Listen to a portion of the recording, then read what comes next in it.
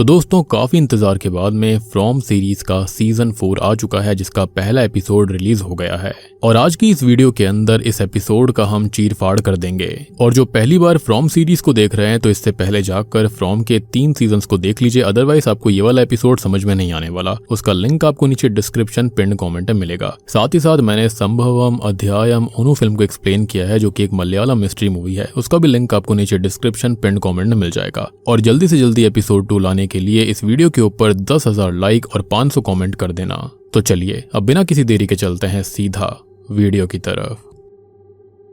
तो season 4 episode 1 की शुरुआत ठीक वहीं से होती है जहां पर सीजन 3 का आखिरी एपिसोड खत्म हुआ था। फ्यूचर वाली जूली टाइम ट्रेवल करके जिम की जान तो बचाने आई थी, लेकिन उसके जिम को कुछ भी समझा पाने से पहले ही वहां पर येलो जैकेट वाला डीमन, जिसको हम येलो जैकेट मैन कहेंगे, वो पहुंच जाता है, जिसने कि जिम के ऊपर हमला करके एक बार में ही अपनी उंगलियों से उसका गला चीर दिया था। ये देखकर जूली जोर जोर से चिल्लाना शुरू कर देती है। और याद रखें, ये वो वाली जूली नहीं है जो कि अभी यहाँ पर रह रही है, ये फ्यूचर से आई है। जिसको देखकर येलो जैकेट मैन ये कहता है कि हमको ऐसे मिलना छोड़ देना चाहिए, और जो कहानी लिखी जा चुकी है तुम उसको देख तो सकती हो पर बदल नहीं सकती। और अगर आपको याद हो तो जूली के ट्रांस स्टेट में जाकर वापस आने के बाद में जब वो अपने भाई ईथन के साथ डाइनर में बैठी हुई थी तो ईथन ने उससे सेम बात कही थी। तो जूली के एक्सपीरियंस को सुनकर ईथन ने उससे ये भी कहा था कि तुम तो स्टोरी वॉकर हो, जो कि कहानी को पास्ट प्रेजेंट कहीं से भी देख सकती है, मगर उसे चेंज नहीं कर सकती। एंड यहाँ पर ईथन का और येलो मैन का सेम बात कहना काफी खटक रहा था मेरे को। एनीवेज, वैसे येलो मैन की बातें इस तरफ इशारा भी कर रही होती हैं कि जूली ने शायद से पहले भी बहुत कुछ चेंज करने की कोशिश करी होगी, लेकिन वो उसको बदल नहीं पाई। And let me remind you कि प्रेजेंट वाली जूली को इस बारे में कुछ भी नहीं पता है कि वो एक स्टोरी वॉकर है, बस उसको एक छोटा सा एक्सपीरियंस हुआ था। मे बी आगे चलकर उसको अपनी शक्तियों का एहसास हो जाएगा।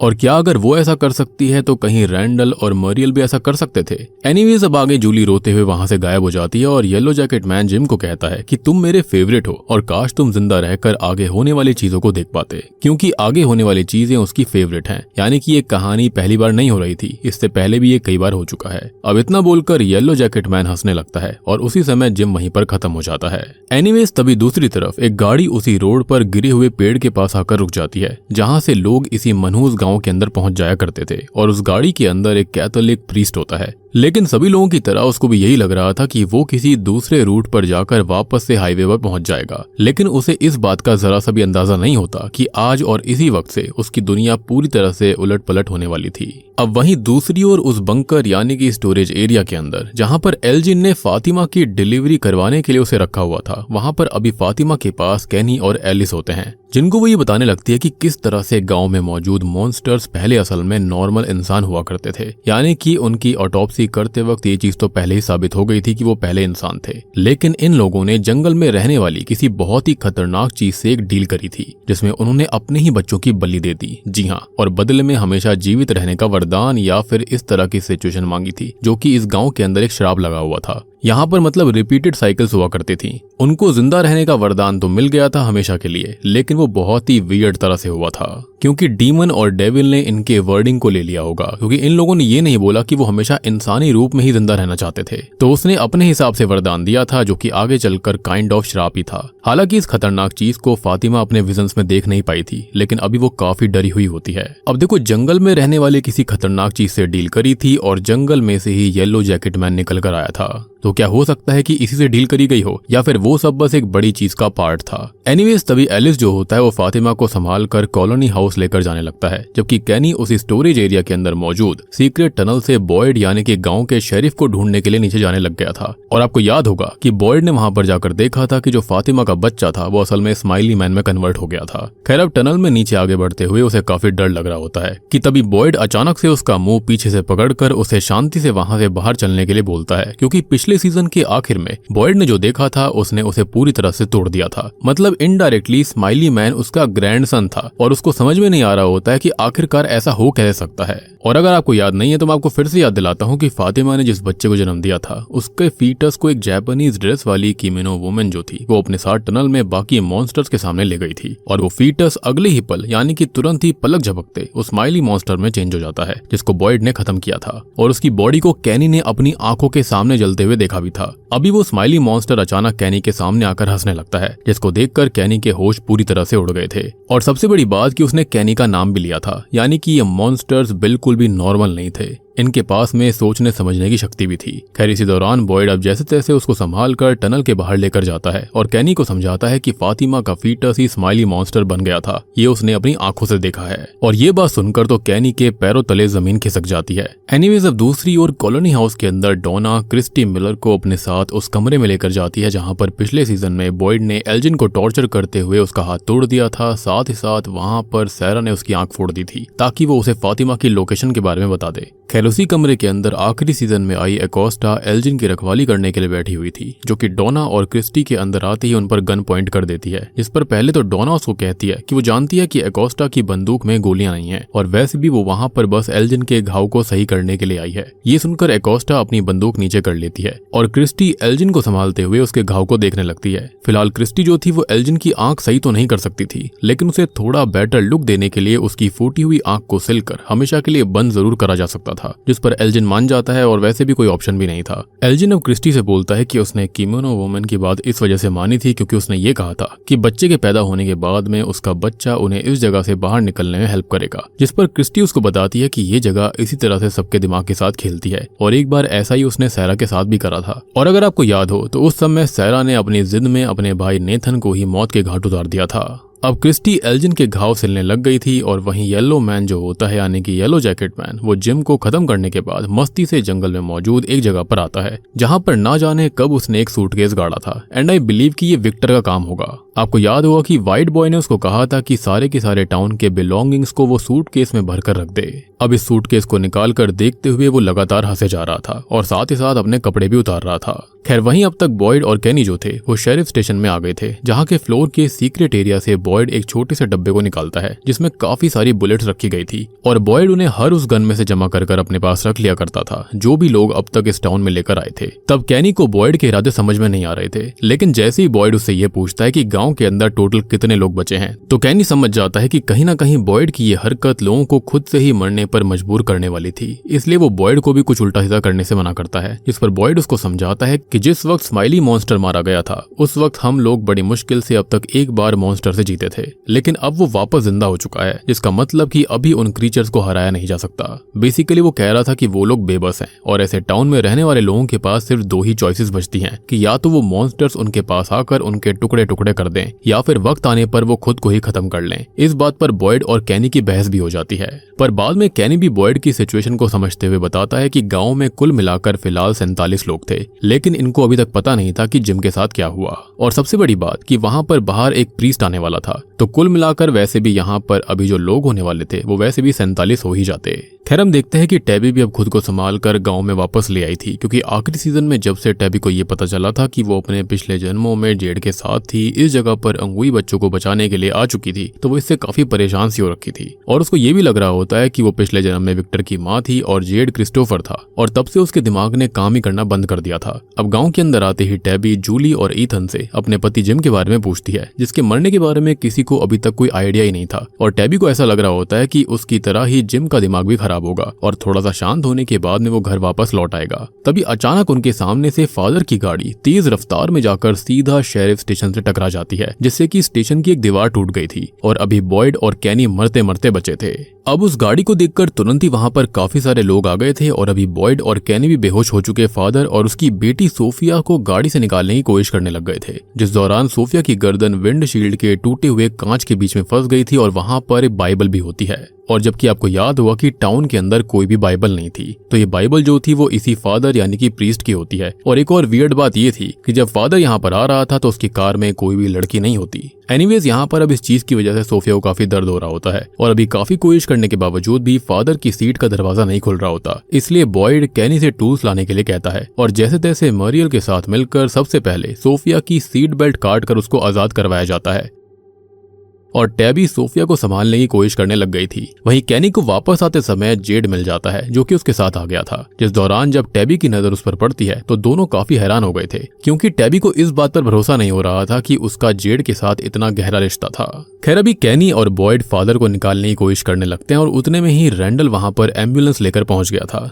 तब मरियल जो होती है वो सोफिया के घाव को देखते हुए उससे उसके बारे में पूछने लग गई थी, जिस दौरान सोफिया बताती है कि वो अपने पिता के साथ एक दूसरे शहर में जा रही थी, लेकिन रास्ते में में उनको एक मनहूस टूटा हुआ पेड़ दिखाई दिया और जब वो रास्ता बदलने के लिए मुड़े तो वो इस अजीब से गांव में आ गए, जहां पर आते ही उसके पिता को अचानक से दौरे पड़ने लगे और गाड़ी को कंट्रोल करने की बहुत कोशिश करने के बावजूद भी गाड़ी सीधा शेरिफ स्टेशन में जाकर क्रैश हो गई। ये बताने के बाद सोफिया बहुत रोने लग जाती है, जिसको देखकर टैबी उसे वापस से संभालती है। खैर अब तक जैसे तैसे कर बॉयड, कैनी और रैंडल ने मिलकर फादर की सीट वाले गेट को तोड़ दिया था, जिसके बाद फादर को स्ट्रेचर पर लिटाकर तुरंत ही हॉस्पिटल की तरफ भेज दिया जाता है। खैर अभी हॉस्पिटल में वापस जाने से पहले मरियल बॉयड को फादर के सीजर्स के बारे में बताती है, जो कि काफी अजीब बात थी क्योंकि अभी तक जितने भी लोगों को सीजर्स आए थे उन सबका इस जगह से कोई ना कोई खास कनेक्शन बन गया था, जैसे कि यहाँ पर ईथन के साथ में हुआ था। खैर अब जल्दी ही अंधेरा होने वाला होता है, इसलिए कैनी हॉस्पिटल में जाकर सोफिया और फादर का ध्यान रखने का फैसला करता है और बॉयड डोना से मिलने के लिए कॉलोनी हाउस की तरफ जाने लगता है। अभी टैबी भी जूली और ईथन के साथ अपने घर में जाने लग गई थी, लेकिन अभी भी उसे जिम की बहुत फिक्र हो रही होती है कि तभी उसके पास जेड आकर उससे बात करने के लिए कहता है, लेकिन काफी ज्यादा कंफ्यूज होने की वजह से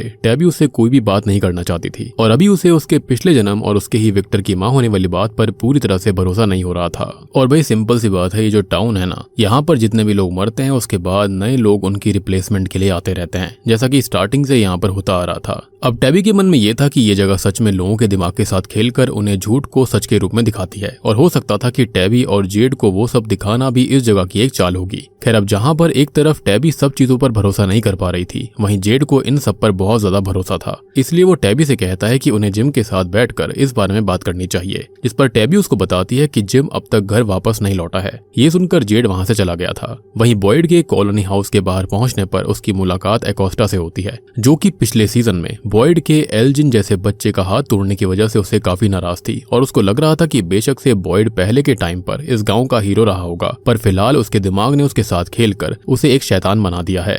अब इस बात पर बॉयड अपनी तरफ से एकोस्टा को काफी समझाने की कोशिश करता है, लेकिन एकोस्टा उसकी बातों को नहीं सुनती और वहां से सीधा डाइनर में चली जाती है। वहां पर वो सब चीजों के बारे में बहुत ही ध्यान से सोचते हुए फ्रस्ट्रेट होते हुए अपनी यूनिफॉर्म को साफ करने लगती है, जिस दौरान अचानक से ही डाइनर में रखे रेडियो में 1973 में स्टीफन सोंडाइम का ए लिटिल नाइट म्यूजिक के लिए लिखा हुआ गाना इन द क्लाउन्स बजने लगता है, जो गाना कहीं ना कहीं रिग्रेट, मिस टाइम और फेल्ड रोमांस के बारे में था। तभी एकोस्टा की नजर पास में ही एक रखी हुई हुडी पर पड़ती है, जो कि यहाँ पर गुजरे हुए लोगों की थी और शायद अब एकोस्टा अपनी पुलिस वाली आइडेंटिटी को छोड़कर एक नॉर्मल सिविलियन की तरह ही गाँव के अंदर रहना चाह रही थी। इधर बॉयड डोना के पास जाकर उससे ऊपर वाले कमरे में सबके पास चलने के लिए कहता है, ताकि वो सबको उस स्माइली मॉन्स्टर के बारे में सब बता सके। फिलहाल ऊपर जाने पर बॉयड और डोना जो होते हैं वो फातिमा और क्रिस्टी को आपस में बहस करते देखते हैं, क्योंकि क्रिस्टी के हिसाब से फातिमा के पेट में कभी कोई बच्चा था ही नहीं, लेकिन हम जानते हैं कि हाँ बच्चा तो था, लेकिन किमिनो वुमन फातिमा के पेट से एक फीटस को निकाल कर अपने साथ ले गई थी। खैर अब तभी बॉयड के ऊपर नजर पड़ते ही फातिमा उससे ये पूछती है कि किमिनो वुमन ने उस फीटस के साथ क्या किया, जिस पर बॉयड उसको बता देता है कि नीचे काफी सारे मॉन्स्टर मौजूद थे और किमिनो वुमन के फीटस को जमीन पर रखते ही वो स्माइली मैन वाला मॉन्स्टर बन गया था। ये सुनने के बाद कमरे में मौजूद हर एक इंसान दंग रह गया था कि आखिर ऐसा कैसे हो सकता है, क्योंकि ये बात भी किसी से छुपी नहीं थी कि बॉयड ने उस स्माइली मॉन्स्टर को पहले ही खत्म कर दिया था। अब वो लोग इस बारे में बात कर ही रहे होते हैं कि तभी उन्हें बाहर किसी के फर्नीचर खिसकाने की आवाज आती है, जिसको सुनकर बाहर जाने पर उनको विक्टर दिखता है, जो कि अपने पिता हेनरी को अपने कमरे में शिफ्ट करने के लिए उनके सामान को अपने कमरे में ले जा रहा था। अब ये देखकर सब वापस से फातिमा वाले कमरे में आ गए थे, जहां पर फातिमा भी सबको उन मॉन्स्टर्स की डील के बारे में बताती है, जिससे ये बात तो साफ हो चुकी थी कि बॉयड या फिर किसी के पास भी उन मॉन्स्टर्स को मारने का कोई भी रास्ता नहीं है।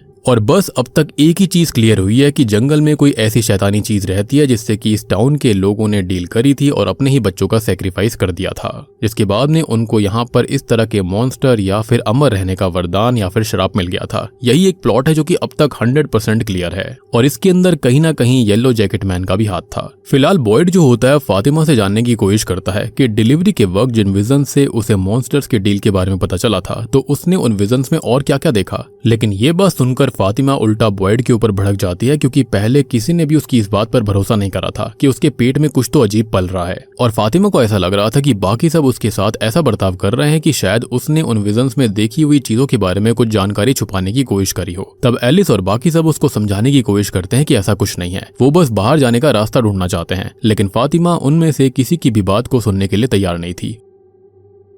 और बस अब फातिमा नहाने के लिए सीधा बाथरूम चली जाती है और ये सारी चीजें बॉयड को अंदर ही अंदर बुरी तरह से तोड़ रही थी। सबसे बड़ी बात कि उसका ग्रैंडसन स्माइली मैन कैसे हो सकता था। साथ ही साथ अभी उसे सोफिया और उसके पिता के लिए भी बहुत बुरा लग रहा होता है। अब इस वजह से बॉयड इतना परेशान हो गया था कि वो रात होने के बावजूद भी कॉलोनी हाउस के बाहर जाने लगता है। तब क्रिस्टी उसे रोककर समझाती है कि पूरे गांव में बॉयड ही सबसे ज्यादा बहादुर और समझदार है और अगर वो यहाँ पर नहीं आता तो लोग इतना भी सरवाइव नहीं कर पाते और अगर वो इस तरह से टूटेगा तो ना जाने कितने लोग घबराहट में ही खुद को खत्म कर लेंगे। ये सुनकर बॉयड अपनी बीवी एबी के मौत के बारे में सोचते हुए रोना शुरू कर देता है, जिस चीज को देखकर उसका बेटा एलिस अपने पिता को संभालने लग गया था। और ये काफी पावरफुल सीन होता है। यानी कि शुरुआत में एलिस अपने पिता से नफरत करता था, लेकिन अब इस पॉइंट पर चीजें आ गई थी कि वो अपने पिता को समझता था। वहीं हॉस्पिटल के अंदर फादर को दवाई देने के बाद भी घंटों से होश नहीं आया होता है, जिसकी वजह से कैनी और मरियल परेशान थे कि आखिरकार ऐसा कैसे हो सकता है। और सोफिया खुद भी लगातार अपने पिता के लिए प्रे करे जा रही थी। अब अपनी प्रेयर को खत्म करने के बाद वो कैनी के पास आकर उससे उसका फोन मांगती है ताकि वो अपनी माँ को कॉल करके इन सब चीजों के बारे में बता सके। लेकिन तब जाकर कैनी उसको समझाता है कि ये जगह नॉर्मल दुनिया से पूरी तरह से अलग है। शुरुआत में तो सोफिया को कुछ भी समझ में नहीं आता, लेकिन कैनी उसे मॉन्स्टर्स, गांव और मॉन्स्टर से बचने वाले टेलिस्मैन के बारे में सब बताते हुए उसे अपनी बातों पर यकीन दिलवाता है। उस दौरान सोफिया खिड़की पर लगे हुए टेलिस्मैन को छूकर देखने लग गई थी और शायद उसे हटाने की कोशिश कर रही थी, जिसके लिए कैनी उसे मना कर देता है। और तब सोफिया कैनी को उसके साथ उसके पिता के लिए प्रार्थना करने के लिए कहती है, जिस पर पहले तो कैनी मना कर रहा था, लेकिन सोफिया का दिल रखने के लिए वो बाद में प्रार्थना करने लगता है। जिस दौरान सोफिया कह रही थी कि हे भगवान, मेरी और मेरे पिता की उन मॉन्स्टर से रक्षा करना जो कि इस जगह पर खुलेआम घूमते हैं। अब प्रेयर करने के बाद में कैनी सोने चला जाता है और फिर सोफिया अपने पिता के पास जाकर उसके ऊपर हाथ रखते हुए कुछ चैंट करने लगती है और उसको उठने के लिए कहती है, जिसके अगले ही पल फादर उठ गए थे। यानी कि ये सोफिया तो बिल्कुल नहीं है भैया। और उसी दौरान फादर सोफिया को अपने सामने देखकर काफी हैरान थे, क्योंकि असल में वो इस गाँव में अकेले ही आए थे। जी हाँ, और ये बात मैंने आपको पहले भी कही थी। तो ये सोफिया आखिर थी कौन? और तब जाकर हमको राज पता चलता है येलो जैकेट मैन का। जब येलो जैकेट मैन ने सूटकेस को देखते हुए अपने कपड़े उतारे थे तो उस सूटकेस से उसने सोफिया के कपड़े ही निकाले थे। और आपको याद होगा कि गुफा के अंदर टैबी को भी एक सूटकेस दिखाई दिया था जो कि बिल्कुल सेम था। यानी कि यहाँ पर ऐसे कई सारे सूटकेस होंगे और कहीं ना कहीं येलो जैकेट मैन ही लोगों को इन्फ्लुएंस करके ये सूटकेस यहाँ पर गड़वाया करता होगा। और पक्का सोफिया इस टाउन की पहले कोई न कोई सदस्य थी। और अब हम देखते हैं कि इस मॉन्स्टर के पास में रूप बदलने की शक्ति थी, तो इसी का इस्तेमाल करके यहाँ पर येलो जैकेट मैन ने सोफिया का रूप ले लिया था। और उसके बाद में उसने डरी हुई लड़की का भेष बनाकर फादर की गाड़ी के सामने जाकर उससे लिफ्ट मांगी थी, जिस दौरान फादर भी उसकी हेल्प करने के लिए तैयार हो गए थे। लेकिन जैसे ही गाड़ी टाउन के पास पहुंची तो यहाँ पर फादर सब कुछ बता सकते थे। तो सोफिया यानी कि येलो जैकेट मैन ने फादर को छूकर उसको दौरे दिलवाए थे और गाड़ी को जानबूझकर शेरिफ स्टेशन से क्रैश करवा दिया था। एंड मुझे ऐसा लगता है कि येलो जैकेट मैन शायद से इसलिए सीट पर फंस गया था ताकि वो खुद को बेचारा दिखा सके। लेकिन बाइबल भी उससे जाकर टच हो गई थी, तो हो सकता है कि शायद से इस चीज से उसको तकलीफ भी हो रही होगी। लेकिन हमने ये भी गौर किया था कि येलो जैकेट मैन जो था वो सोफिया बनने के बाद में प्रेयर्स रीड कर रहा था, तो हो सकता है कि वो यहाँ पर भगवान को मॉक करने के लिए ऐसा कर रहा होगा कि इस जगह पर ऊपर वाले की शक्ति नहीं चलती बल्कि उसकी चलती है। खैर, अब प्रेजेंट टाइम में येलो जैकेट मैन यानी कि सोफिया फादर से ये कहने लगती है कि तुम इस महत्वपूर्ण कहानी का एक बहुत ही महत्वपूर्ण किरदार बनने वाले हो और अब जो होने वाला है वो उसका फेवरेट पार्ट है। इतना बोलकर सोफिया फादर के मुंह को जोर से दबाने लगती है। तो आपको क्या लगता है कि यहाँ पर वो फादर को मार देगी या फिर क्या होगा? खैर, दूसरी ओर टैबी अपने घर में जूली और ईथन के साथ जिम के लिए काफी परेशान थी और ईथन को लग रहा था कि जिम के ऊपर पक्का मॉन्स्टर्स ने हमला करके उसे खत्म कर दिया होगा। यहाँ पर ईथन शुरुआत से ही ऐसा हो रहा था। उसने टैबी के लिए भी यही कहा था कि वो मर गई होगी। अब वो अपने पिता के लिए ऐसा बोल रहा था और इससे जूली और टैबी थोड़ा सा पैनिक करने लगते हैं। लेकिन वो ईथन को समझाते हैं कि जिम कॉलोनी हाउस में भी हो सकता है और वो सुबह जल्दी ही लौट आएगा। अब इस बारे में वो तीनों बात कर ही रहे थे कि तभी अचानक उनके किचन की अलमारी के दरवाजे अपने आप खुलने और बंद होने लगते हैं, जो कि सच में काफी डरावना और खौफनाक था। तो क्या ये जिम की आत्मा है जो कि टैबी को अपनी मौत की सच्चाई बताना चाहती थी या फिर माजरा कुछ और ही था? और बूम, इसी के साथ में फ्रॉम सीजन 4 का पहला एपिसोड यहीं पर खत्म हो जाता है।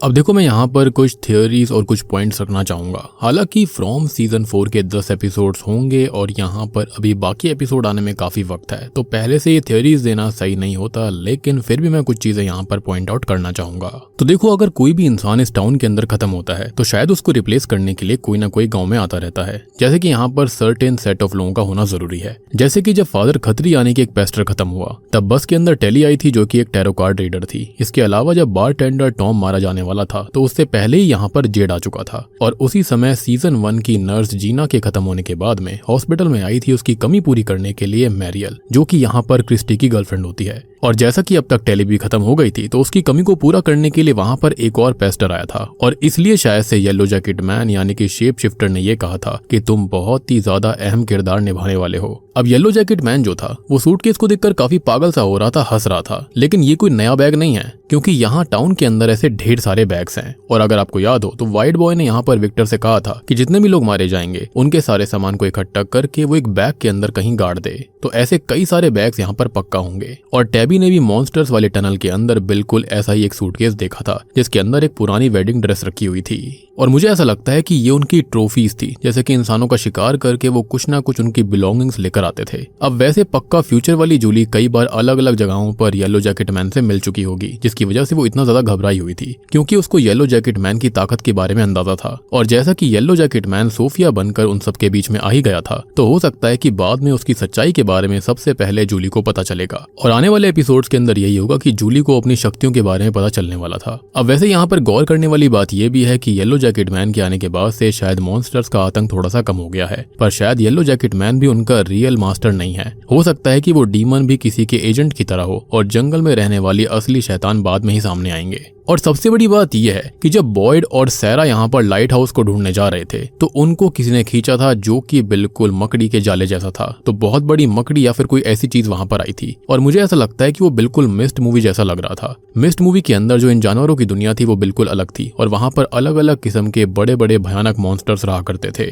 इसके अलावा येलो जैकेट मैन यानी कि सोफिया के अंदर खतरनाक वाली शक्तियां थी, क्योंकि यहाँ पर टेलिस्मैन को छूने के बावजूद भी उसको कुछ भी नहीं हुआ था। इनफैक्ट वो बाइबल की ढेर सारे प्रेयर्स को भी रीड कर रही थी। अब आगे बात करें जिम के बारे में, तो जिम को इसलिए मारा गया था क्योंकि वो यहाँ पर ढेर सारी जानकारी लोगों को दे रहा था। उसकी वजह से ही यहाँ पर ये अंगूई बच्चों का राज खुला था। इनफैक्ट उसने बहुत सारी चीजें टैबी को और जेड को बताई थी, और उसके बिना वो पूरी नहीं हो सकती थी। और इसके चलते ही येलो जैकेट मैन ने उसको खत्म कर दिया, और इसलिए उसने उसको कहा भी था कि वो उसका फेवरेट कैरेक्टर है। अब ये हो सकता है कि जिम की जो आत्मा है वो बिल्कुल अंगूई बच्चों की तरह उसको वार्न करने के लिए यहाँ पर आएगी, यानी कि टैबी को और जेड को। और अब मैं बात करने वाला हूँ कुछ बहुत ही बिजार थ्योरीज के बारे में। अब देखो, सबसे पहली चीज ये है कि गांव वालों ने फॉरेस्ट में रहने वाली एंटिटी से हमेशा जिंदा रहने के लिए वरदान मांगा और अपने ही बच्चों को सैक्रिफाइस कर दिया, जो कि वही 7 बच्चे थे, यानी कि अंगूई बच्चे। अब ये एंटिटी येलो जैकेट मैन है या फिर उससे बहुत खतरनाक, ये चीज तो बाद में ही पता लगेगी। लेकिन मुझे लगता है कि यहाँ पर येलो जैकेट मैन जो है उसके जैसी और भी एंटिटीज यहाँ हो सकती हैं। एज आपने ऑब्जर्व किया होगा कि बॉयड की बीवी एबी जो थी वो अपने ही बेटे को मारने वाली थी, और तभी बॉयड ने आकर उसको खत्म कर डाला।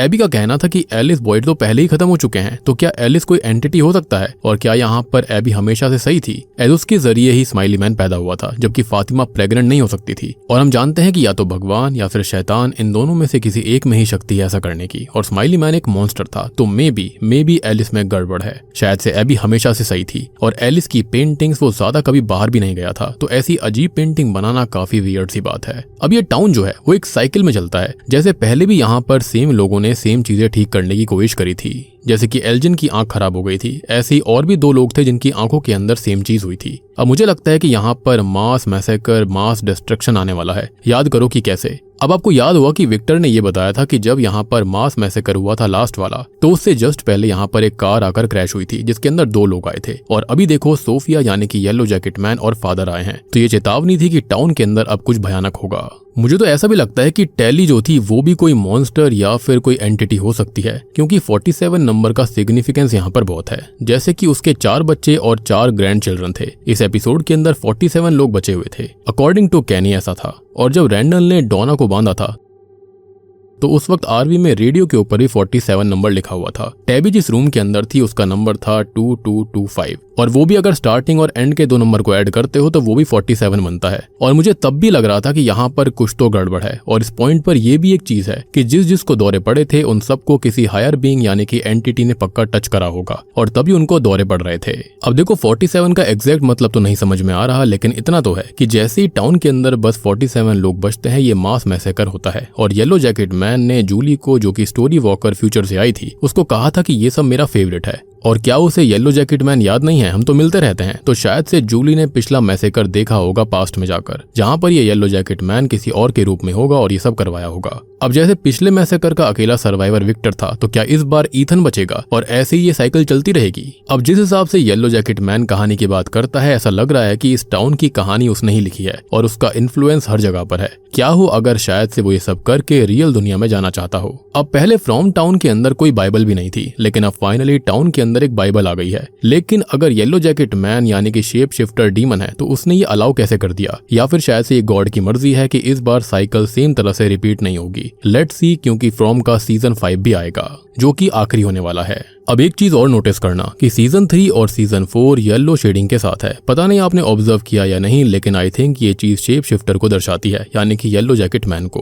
और येलो जैकेट मैन सोफिया के रूप में खतरनाक चीज करने वाला है। इनफैक्ट उसकी शक्ति काफी है, एज उसने टेलिस्मैन को इजीली छू लिया था, यानी कि उससे उसको कोई भी फर्क नहीं पड़ा। एंड आई बिलीव कि मैसेकर ऐसे होगा, सोफिया हर जगह से ये सिजल यानी कि टेलिस्मैन को हटा देगी और तब जाकर टाउन में तांडव होगा। अब जूली जो कि स्टोरी वॉकर है, वो चीजें चेंज कर सकती है। येलो जैकेट मैन बस उसको गुमराह करने की कोशिश कर रहा था। एज आपको याद होगा कि उसने बॉयड की जान बचाई थी रस्सी फेंक कर। अगर वो स्टोरी वॉकर होकर चीजें चेंज नहीं कर सकती थी, तो उसको रस्सी भी नहीं फेंकनी चाहिए थी, यानी कि डंजन के अंदर। लेकिन स्टिल उसने बॉयड की जान बचाई, कहानी चेंज करी। एक क्रेजी थियरी ये है कि एपिसोड के एंड में किचन की चीजें गिर रही थी और शेल्फ खुल रहे थे। तो क्या ये स्टोरी वॉकर जूली हो सकती है, जो कि देखने की कोशिश कर रही थी कि क्या वो चीजें चेंज कर सकती है या फिर नहीं, मे बी वार्निंग देकर। और जिम को फोन पर थॉमस की आवाज आया करती थी। इनफैक्ट यहाँ पर ईथन के साथ भी हुआ था। तो वो कोई और नहीं बल्कि येलो जैकेट मैन ही होगा, जो कि आवाज बदलकर इनको मैनिपुलेट करने की कोशिश कर रहा था।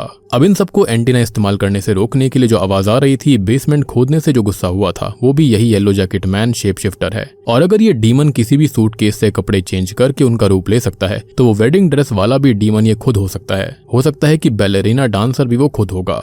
और कहीं मार्टिन जो था, वो इसी येलो जैकेट मैन एंटिटी के बारे में तो नहीं बात कर रहा था कि वो इन मॉन्स्टर से भी ज्यादा खतरनाक है। मुझे ऐसा भी लगता है कि कैनी को जल्दी ही सोफिया खत्म कर देगी, ये भी मेरी गारंटी है। अब देखो एक चीज और है कि जो ईथन है वो येलो बहुत पहनता है और वो लोगों की मौत से ज्यादा रिएक्ट भी नहीं करता। ऐसा उसका मानना था कि हम सबका यहाँ एक रोल है। तो क्या उसका और येलो जैकेट मैन का कोई रिश्ता है? कहीं ऐसा तो नहीं कि उसको जो दौरे आए थे उसके बाद में वो कनेक्ट हो चुका था येलो जैकेट मैन से, और अब तक जो कुछ भी हो रहा था वो येलो जैकेट मैन ही कर रहा हो, यानी कि इनडायरेक्टली। और सबसे बड़ी बात की स्टोरी वॉकर जूली फ्यूचर से आई थी, यानी कि वो जिंदा है फ्यूचर में। और एक और इंटरेस्टिंग चीज ये है, कई लोग ये भी सोच रहे हैं कि अगर जूली यहाँ पर जिंदा है तो उसको कैसे याद नहीं है कि सोफिया जो है वो कौन है। तो असल में अपने पिता को बचाने जो स्टोरी वॉकर आई थी वो फ्यूचर से आई है, और ये वाली जो जूली है वो अलग है। मुझे ऐसा लगता है कि ये कहानी ऑलरेडी लिखी जा चुकी है। यहाँ पर कुछ पहले ही हो चुका है, जहाँ पर जिम जिंदा नहीं है, एज वो बार बार अपने पिता को बचाने की कोशिश कर रही थी लेकिन फेल हो रही थी। तो मे भी हो सकता है कि कोई इस किताब को पढ़ रहा है जो कि है फ्रॉम सीरीज, और उसके अलग अलग एंडिंग को हमें दिखाया जा रहा है। और ऐसा हुआ तो क्रेजी हो जाएगा, जैसे कि ये सब बस किसी की सोच थी फिक्शनल टाउन फ्रॉम की। कोई बस किताब के पन्ने पलट रहा है। इनफैक्ट एबी, मिरांडा और विक्टर सब यही बोलते हैं कि क्या पता ये सब बस सोच हो और वो रियल है ही नहीं। अदरवाइज क्यों बार बार सारे कैरेक्टर्स अलग अलग रूप के अंदर इसी टाउन में वापस आया करते थे। तो दोस्तों ये थी फ्रॉम सीजन 4 के पहले एपिसोड की explanation, hidden things and theories. उम्मीद करता हूँ कि आपको ये एपिसोड पसंद आया होगा, और बाकी चीजें जो हैं वो हमको आने वाले ही एपिसोड्स में पता चलेंगी, और अगला एपिसोड अगले हफ्ते आएगा। तो वेट करिएगा इन डेप्थ एक्सप्लेनेशन के लिए, और अगले एपिसोड के लिए जल्दी से जल्दी इस वीडियो पर 10,000 लाइक और 500 कमेंट कर दीजिए। साथ ही साथ चैनल को सब्सक्राइब कर लो ताकि अगला एपिसोड जल्दी से जल्दी आएगा। और रिसेंटली मैंने संभवम अध्यायम ओनो फिल्म को एक्सप्लेन किया है, जो कि एक मलयालम मिस्ट्री थ्रिलर फिल्म है। इनके साथ आपने मिस कर दिया, जाकर देख लीजिए, उसका लिंक आपको नीचे डिस्क्रिप्शन पिन कमेंट में मिल जाएगा। तो मैं आप सबको मिलता हूँ अगली वीडियो के साथ में, तब तक के लिए